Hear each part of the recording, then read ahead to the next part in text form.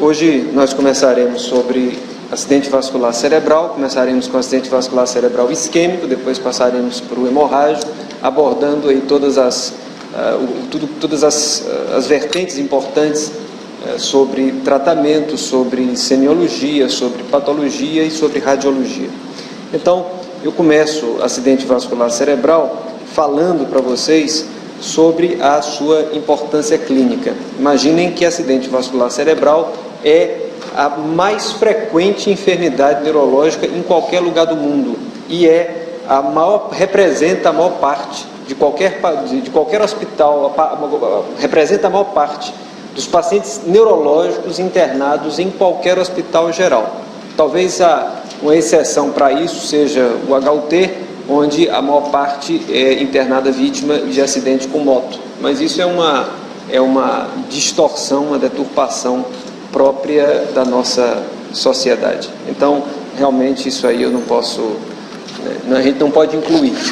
Então, o que eu quero que fique? A primeira coisa que tem que ficar em nossa cabeça em relação ao AVC é que se existe uma coisa em neurologia que a gente não pode negligenciar, é o reconhecimento de uma síndrome que possa assemelhar-se a um acidente vascular cerebral, porque é a mais frequente enfermidade neurológica. Do mesmo jeito que nós não podemos negligenciar o valor de uma anisocoria, do mesmo jeito que nós não podemos negligenciar o valor de uma crise de enxaqueca sem aura ou com aura, nós não podemos negligenciar um paciente que tem um diagnóstico sindrômico de doença cerebrovascular. Isso não pode nos passar despercebido, tal qual o infarto agudo do miocárdio também não pode nos passar despercebido. Vejam que, se nós somarmos as doenças cerebrovasculares às doenças cardiovasculares, nós teremos a principal causa de mortalidade no mundo.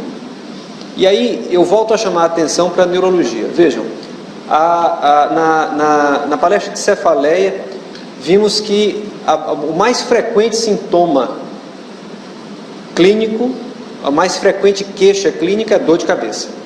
Nós estamos vendo que a principal causa de mortalidade no mundo inteiro é a doença cerebrovascular associada à cardiovascular. E nós veremos também que a principal causa de morbimortalidade em doente jovem é trauma de crânio. Então, são os temas que a gente aborda e que eu insisto para que a gente retenha alguma coisa. Veja que nos Estados Unidos apenas, a doença cerebrovascular dizima 175 mil pessoas por ano. E esse não é o dado mais recente, esse é um dado relativamente antigo, ele data de 2003. Então tem mais de 10 anos então que isso foi publicado. De forma que certamente esse número pode estar maior hoje.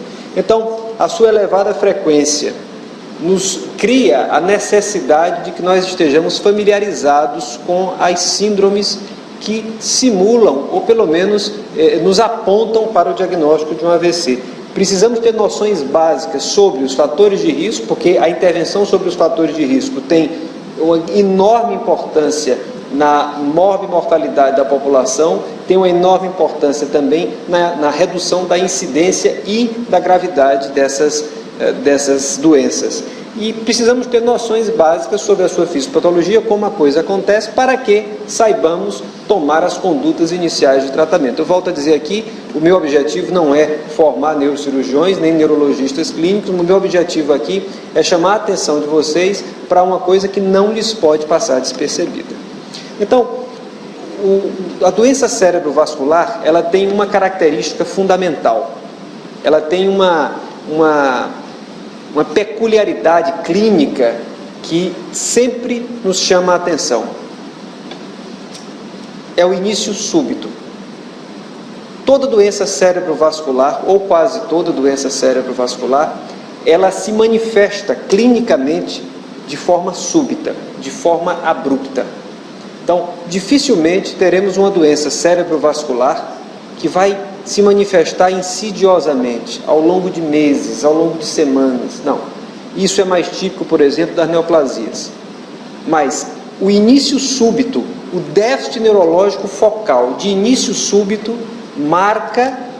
é a marca registrada, é o hallmark da doença cerebrovascular.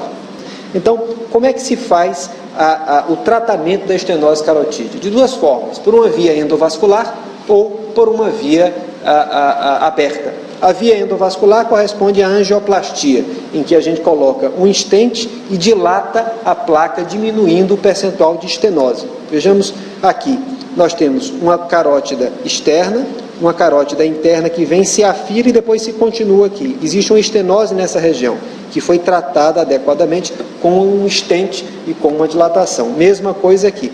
Não sei se vocês conseguem ver, mas aqui existe até cálcio. E aqui um nítido afilamento e depois a carótida se continua e se reabre. Existe uma estenose nessa região. Foi colocado um stent e feita a dilatação, a chamada angioplastia. Então vejam um filminho que mostra aqui. Aqui temos uma carótida interna claramente estenosada, e que essa carótida interna termina em cerebral média. Vejam que nós não estamos vendo cerebral anterior. Então, eu coloco um filtro acima da lesão, e aqui está o filtro passando por dentro da carótida. Vou fazer uma pré-dilatação, porque está muito estenosado, não dá para passar o stent. Uma pré-dilatação, esse é com balão coronário, e depois, olha só, você vê que já aumentou o calibre da carótida doente. Depois, soltando o stent, que vai ser o canal da reepitelização da carótida.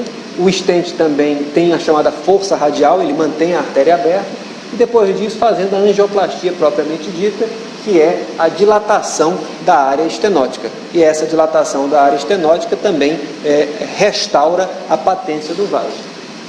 Mais uma angioplastia aqui nessa região.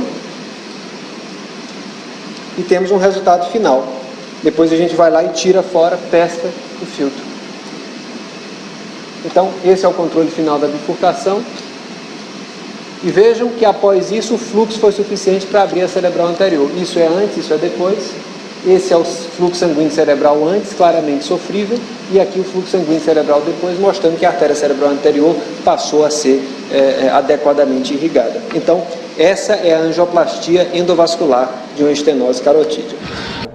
Então, aqui eu tenho um aneurisma na artéria comunicante posterior. Vocês estão vendo um fio dentro desse aneurisma que corresponde a um microcatéter, e após a sessão de embolização, esse aneurisma é preenchido com material embólico. Então, o sangue não entra mais dentro do aneurisma, de forma que ele está excluído da circulação. Então, tudo consiste nisso. Realmente você faz o microcateterismo do aneurisma e libera dentro dele as espirais destacáveis que vão ocupando o interior do aneurisma e impedindo que o sangue entre dentro dele. Então, isso aí é que chama-se a embolização do aneurisma cerebral.